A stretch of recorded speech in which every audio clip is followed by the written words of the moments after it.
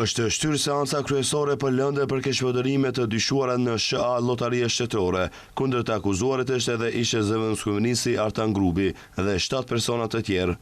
Gjykatësia Biljana Shuplinovska-Jovevski sqaroi se shtyrja është e nevojshme që të akuzuarit dhe mbrojtësit e tyre të kenë kohë të mjaftueshme për të shqyrtuar provat të dorëzuara, për të njohur me përmbajtjen e tyre, për të përgatitur mbrojtjen dhe për të dorëzuar listën e provave që propozojnë të administrohen gjatë procedurës. Seancat e radhës, siç njofton nga atje, janë caktuar për shtator dhe tetor. Aktakuzën e përfaqësojnë prokurorët publik Daniel Kocev dhe Aleksandr Davchevski. Prokurorët kanë paralajmëruar administrimin e 231 provave materiale, ekspertizave dhe dëshmive të 7 dëshmitarëve.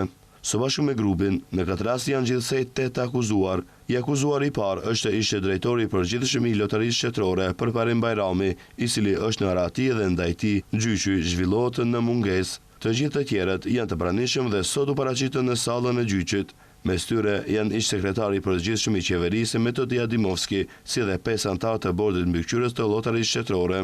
Aktakuza për këtë rast është dorëzuar më 13 gusht. Bëhet fjalë për propozim akuzë dhe gjykimi do të zhvillohet sipas procedurës së shkurtuar.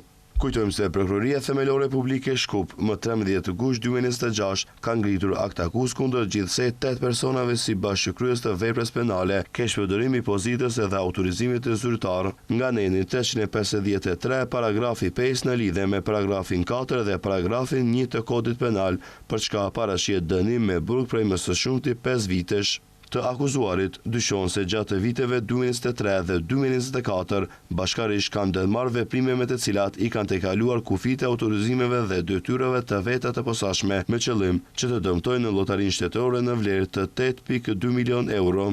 Për Artan Grupin është propozuar vazhdimi i masës së mëparshme të caktuar të arrestit shtëpiak, e cila ishte caktuar së bashku me masën e kujdesit, marrjen e përkohshme të dokumentit të udhëtimit dhe ndalimin e lëshimit të dokumentit të udhëtimit ose dokumenteve të tjera për kalimin e kufirit shtetëror. Grupi u arrestua në shkurt të këtij viti në pikën kufitare Blac, pas më shumë se 14 muajsh i pakapshëm për organet të ndjekjes. Në vend të paraburgimit efektiv, ati ju caktua arrest shtëpiak për arsye sigurie.